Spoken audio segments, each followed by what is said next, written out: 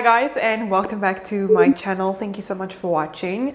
So I don't know if you guys heard, but Instagram just announced that they will no longer be a photo sharing app. As of when, we do not know, but let me tell you, this is the time to start pushing out video content. So in this video, I will be sharing 5 of my most valuable tips for creating and making video content in your niche. So if you want to see what kind of tips and rules of thumbs I follow creating content like this or this, then please keep on watching.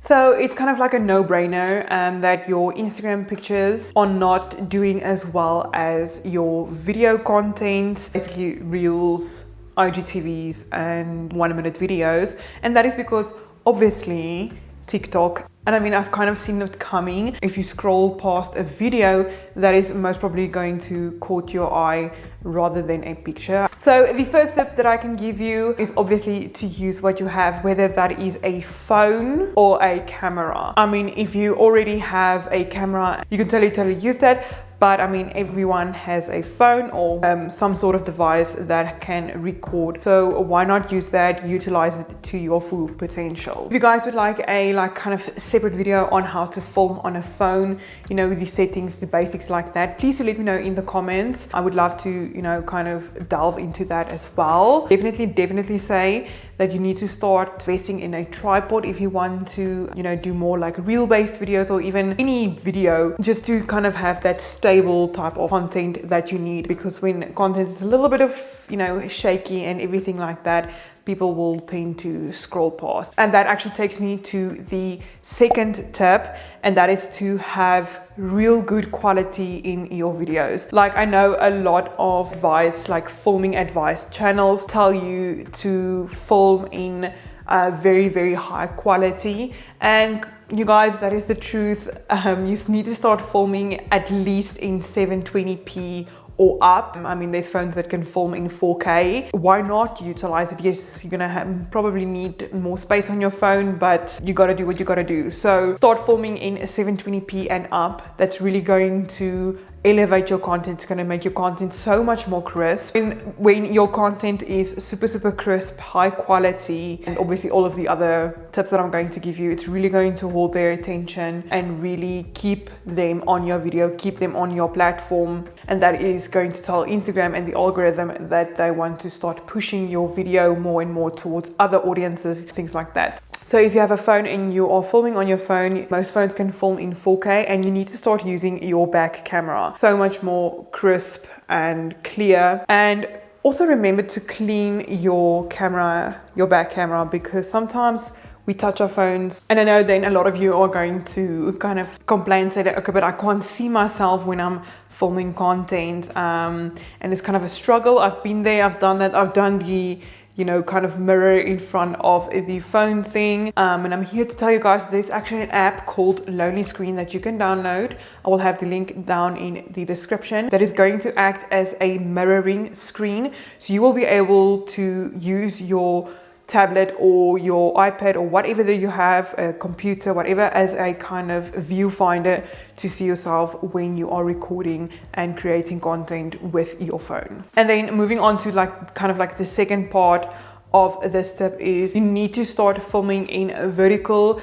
and less in horizontal. People are going to scroll past it. That is the sad truth. People do not want to see horizontal videos to take up a majority of, you know, the screen. Like, everybody is filming in vertical, so why would you film in horizontal? So yeah, a tiny little square it's not going to catch your audience's attention. It's very easy to scroll past it. I mean, we've all been there, just mindlessly scrolling on our Instagram pages past hundreds and hundreds of pictures and videos. And if you accidentally filmed in horizontal, like a YouTube video, and you want to post that onto your page, then you can tell your audience to kind of, you know, turn their phones. There's something about having a little disclaimer beforehand, kind of entices the audience, and they wonder, you know, what is coming next? Why should I flip my phone? Or there's millions of templates on Pinterest that you can use, or you can make your own on Canva. You can just place your horizontal video. Okay, and then that obviously takes me to the third tip, which is lighting. Now, this is probably one of the most overlooked steps into creating better content, and that is actually having a light source, whether that is a ring light or using a natural light, so natural sunlight. Probably one of the most biggest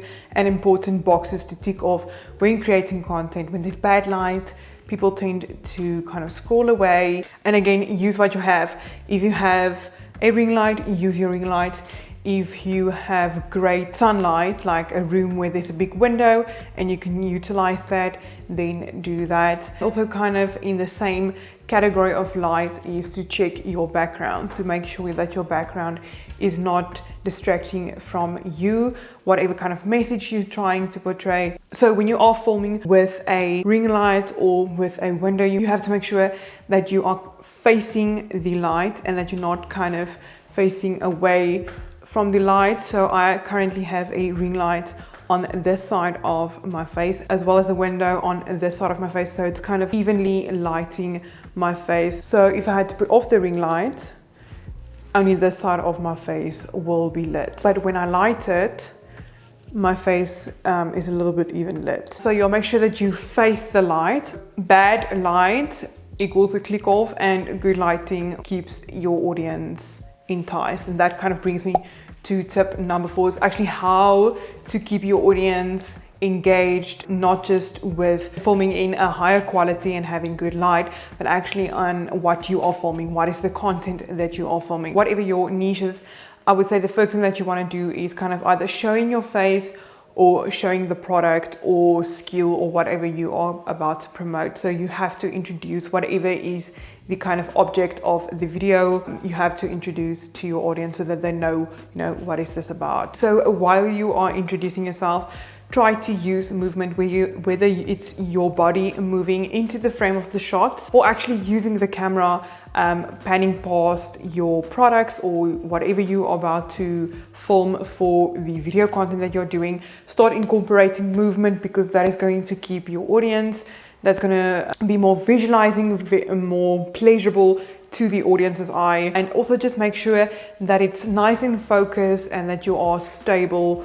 holding the camera or holding your phone, that it's nice and stable and in focus, because there's nothing worse than something that is out of focus or something that is terribly shaky. And with that said, also trying to incorporate different angles or different shots in your video. So you do not want to have this static one shot, so cut to B-roll or cut to a different angle where you are going to surprise your audience, and they will most probably, keep on watching because it's enticing. You keep their attention for that little while, so they will keep on watching. Imagine yourself creating a 1 minute or 30-second short movie. So you want to tell a story in as many different angles, many different shots, different kind of ways as possible, while being consistent and showing your face, having movement, showing the product. And then tip number 5 is to make sure that your audio or your music is best of quality. In my opinion, bad audio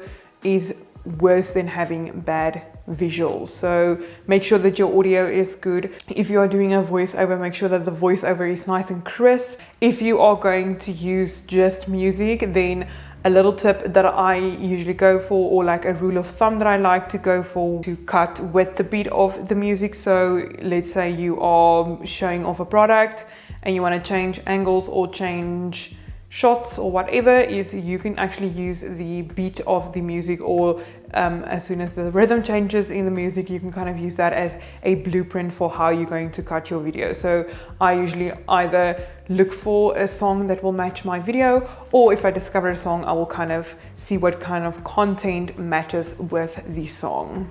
And talking about songs and everything like that, I feel like a lot of creators don't pick the correct type of genre for the music. So pick the correct song for the type of video that you're creating. I mean, if you have to pop on Instagram and someone is doing a skincare video and they, you know, they're moving in quite a relaxed way, but it's a Megan Thee Stallion song that is playing, I mean, it's not going to match, even though we love Megan Thee Stallion. Want something that's a little bit more relaxed. If you're going for that upbeat kind of music, then do a more upbeat movement with your body.